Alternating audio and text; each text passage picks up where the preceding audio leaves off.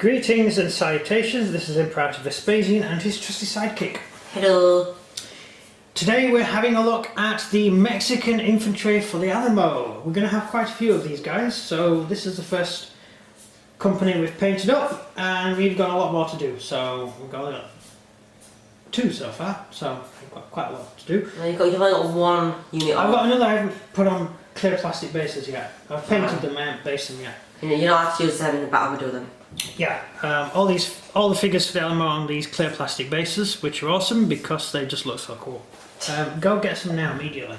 In fact, right now, open up a new tab and go onto eBay and look up clear plastic bases. And you can put all your figures on clear plastic bases. Problem is, once you start, because we said originally we're just going to do it for Gates of Antares. But then I beat you up. Yeah, and now all of our figures are going to be on clear plastic bases by the time we finish, which is insane. We've done nearly all of them now. Well, mine's 6 mil on clear bases. 6 mil on clear bases. That look cool. I'm not rebasing the 6 mil, so no. After this video, No. we have to have a little debate. Well, maybe we could when we do Napoleonics, because we're going to do the Eastern Front Napoleonics. I think I'm going to buy a Christmas present, which just has millions of clear plastic bases in all different sizes. We've got all of our Ottoman Turks and Russians based up in 6 mil. I ain't rebasing that.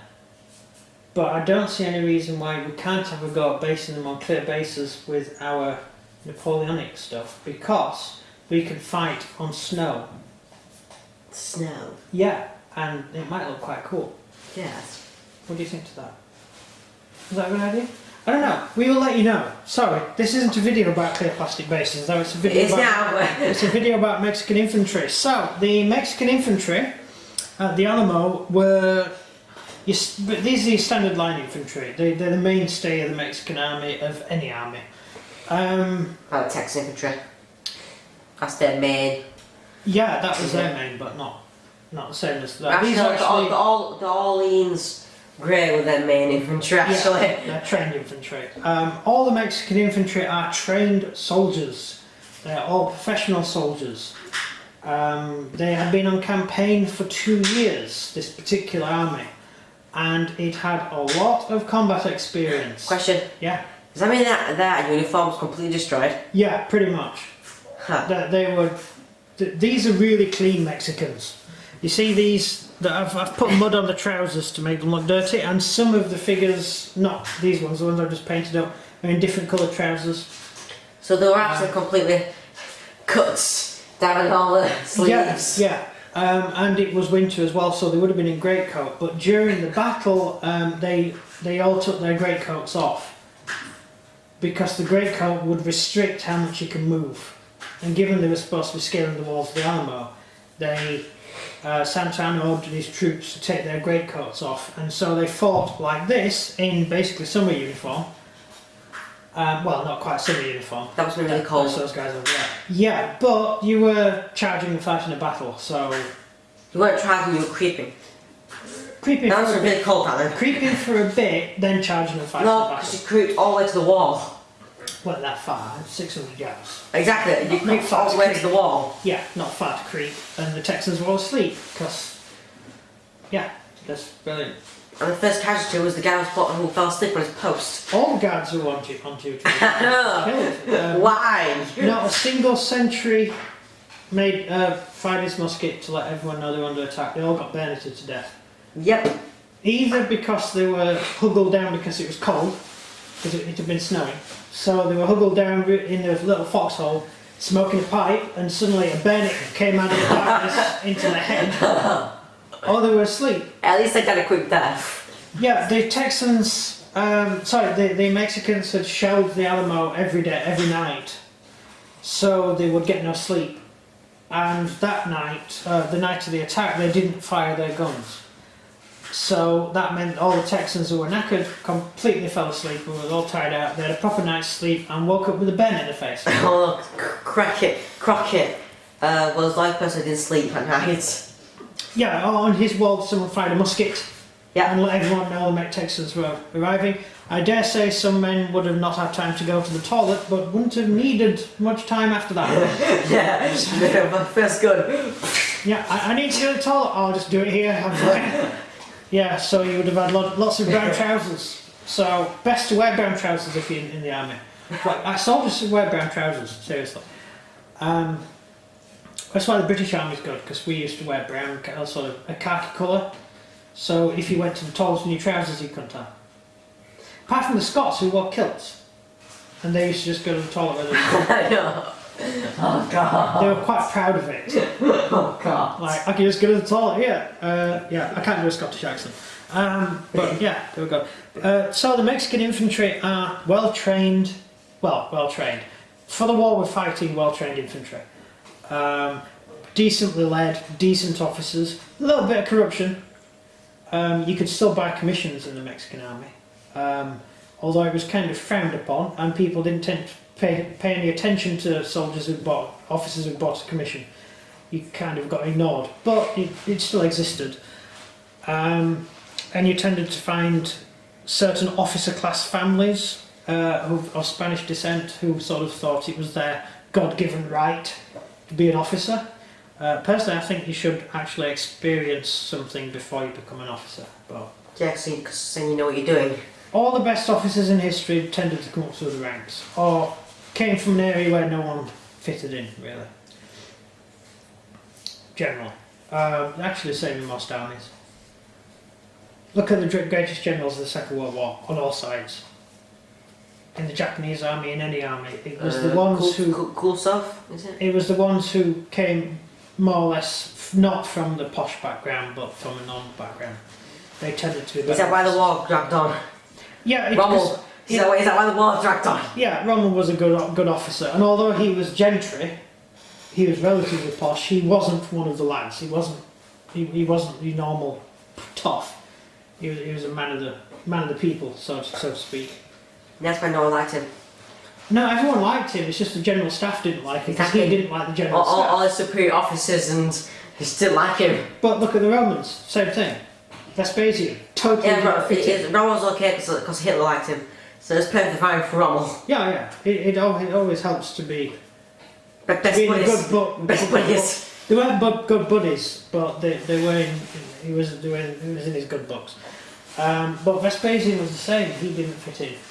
He was the odd man out. No, he just wants people just really wanted to assassinate him. No, but seriously, all the great generals tend to come from not aristocracy. They tend to come from the odd man out, usually. Probably because being the odd man out, you tend to think outside the box, which makes you a good general. Well, today, how you train to be a really good general is you play a strategy game. Actually, how you train nowadays in the British Army, you go to Sandhurst. What's that? It's a place where you teach officers to be very bad. Very few decent officers come out of Sandhurst. Oh. Which is why... I know what you should do. You should get a Russian officer, and then you should get a British officer, training to be officers, both of them, and get them to play Halo Wars. Well, the Russian army is based... Mobile Strike. The Russian army is based on meritocracy. You're talking about a video game, not real life. You can't shock and awe an enemy in a video game. Your enemy do not have a morale. You do not have a will to fight. They're just a program. In real life, human beings have morale. And if you break the enemy's will to resist, even the biggest army in the world won't stand against you. Look at the Russian army against the German army in Barbarossa. There's no way Germany could beat the Russian army. It was outnumbered between 3 to 8 to 1, depending on which part of the front you are. Between 3 to 1 or 8 to 1. And the German army won everywhere. And the German army had worse equipment. The Russian army had better equipment, way better equipment. The Russian army had better tanks. The Russian army had better aeroplanes. The Russian army had more aeroplanes. And yet the Germans just swept over them. Because they broke their will to resist. The Russians had run away in their heads before they had a chance to fight. That's nice. Mexicans does lead into that, because that's exactly what happened to the Mexican army at the end. What do you mean? Well, the Mexican army had won every single battle it had fought, right up until they fought Sam Houston. And what happened? Sam Houston destroyed They more. charged the Mexicans, and the Mexicans ran away in their head. The Mexican army broke and ran. Yeah, ran through the whole And camp. Santa Anna was found dressed as a dragoon hiding in a bush.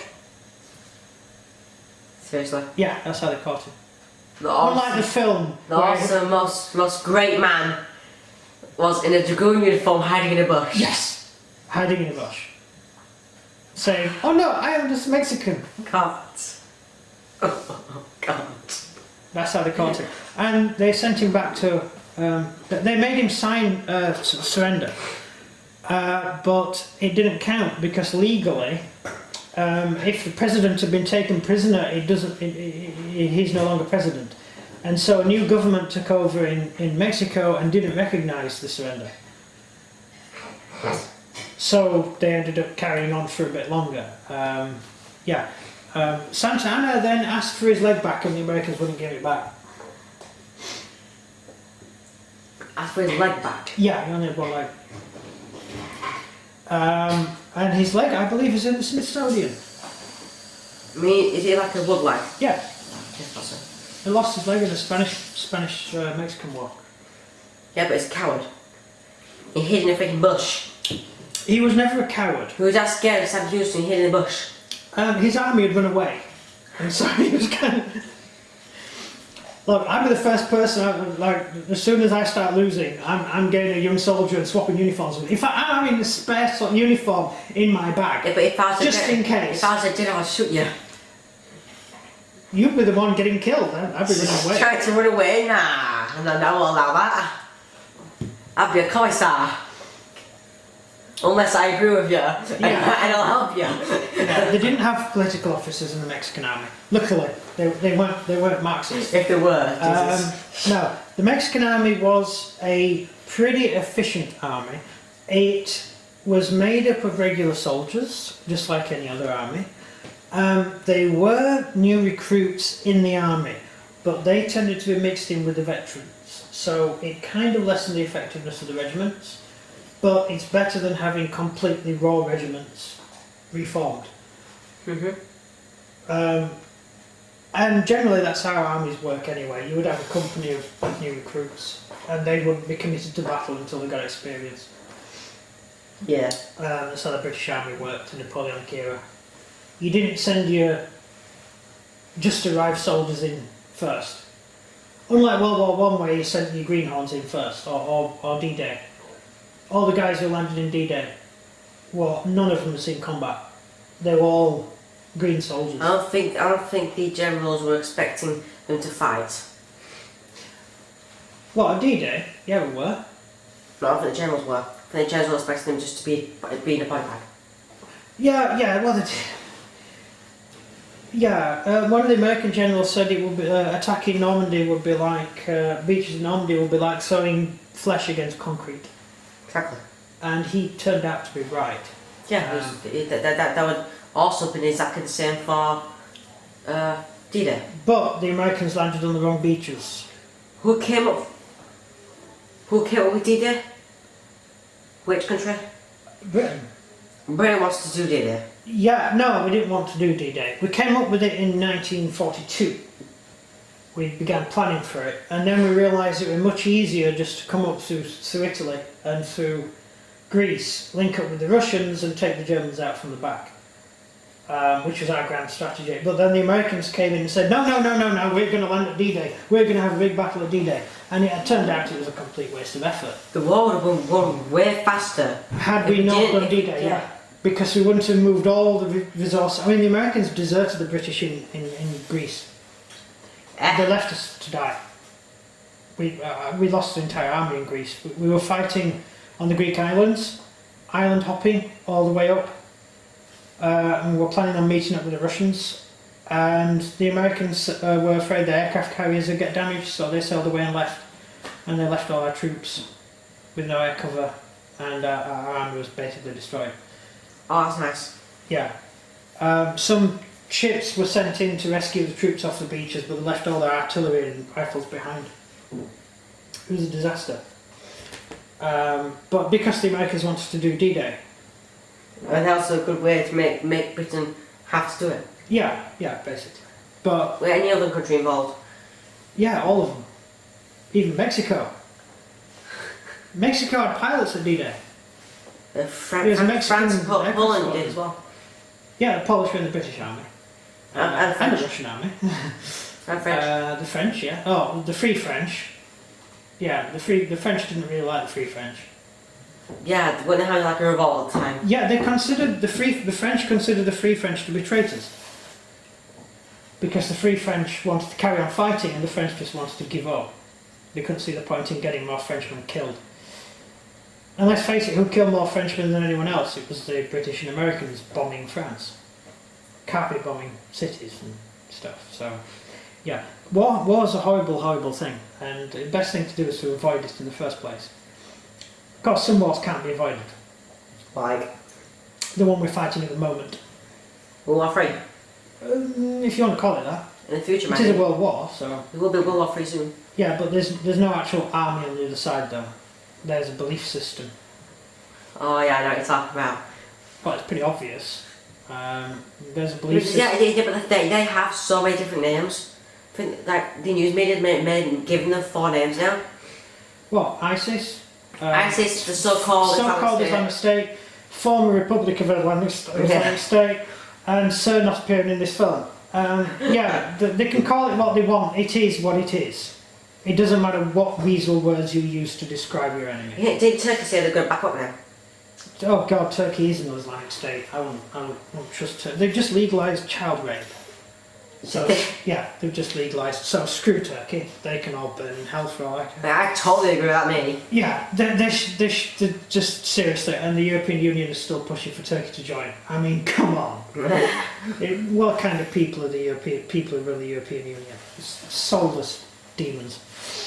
Well, that's everything I think I've got. Yeah, long live Mexico. That's what I say.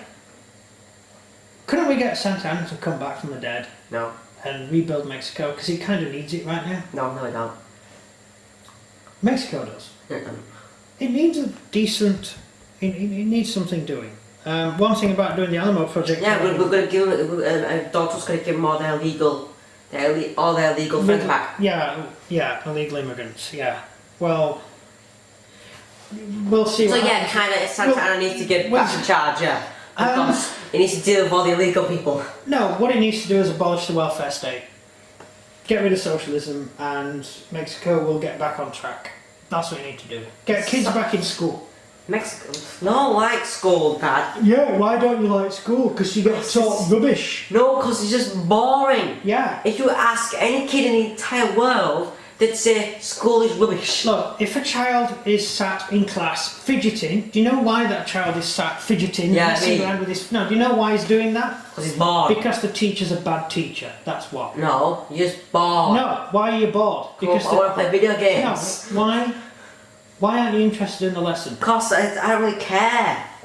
Because the teacher is a bad teacher and is not making the subject interesting. Not my teachers. How can you make it interesting for me? They could actually teach something useful that you're interested in. Oh yeah, I wanted to learn about Romans, and they said, well, we banned that, we can't do it anymore. Roman politics. So that's why we were learning about World War One. Well, I know why they won't teach Republican Roman politics at school, because it will give kids ideas. Kids will go, hang on a minute. Actually, no, kids where I come from, like, what? To an extent. I mean, one lad at my school didn't know what the Roman Empire was. That's because he's never been told what the Roman Empire is. And this last at my school thought that you could swim under the world. We're all floating islands. I blame the parents. Seriously, I mean, you are a well-rounded human being. You know... I'm not... I am kind of round. You're not spherical, but if we push you over, you won't roll down the hill. But you see some kids who would. But you're a well-rounded human being who has a good grasp of history, and when you see something on the news, you go, that's not right, that isn't, because you can reason out. Maybe we're interested in alien lies. You can reason out that certain things are made up on TV. Your brother, on the other hand, he's totally indoctrinated into Marxism. So he sits there. The news media said this, meaning it's true, and we have like an hour debate. Yeah. On how wrong he is. Yeah, the other day I was talking about how something had happened in Aleppo, and it was made up. Oh yeah, he said that we've lost Aleppo. No, it was to do with food being shipped out, the British having their food shipments blocked. Oh yeah, it's all by Russia's fault. Russians. Yeah. Turns out Britain doesn't send food at all. We've never given any food to Syria. I would be. Sky just made it up. They just made it up off the top of their heads. The news reporters just said, let's make a story on this, just make something up. It's getting more views. Yeah, but I know that the British government doesn't, because I read, and it's public information out there. And there's no reason you shouldn't know this stuff, but if you rely on the news media to tell you what's going on, you may as well just give up. Because they're not going to tell you anything. Yep, indeed. Well, it's like the election. There was an amazing thing in the election where they said to Trump, what is your plan for fighting ISIS? And Trump refused to say what his plan was, because you don't tell your enemy what you're about to do. It's just common sense. Well, if that's it. Yes, I think that's the end. So if you enjoyed this video, please like and subscribe. Comment down below what you think of Mexican infantry. Yeah, and sorry for waffling too much, but it's a Sunday evening.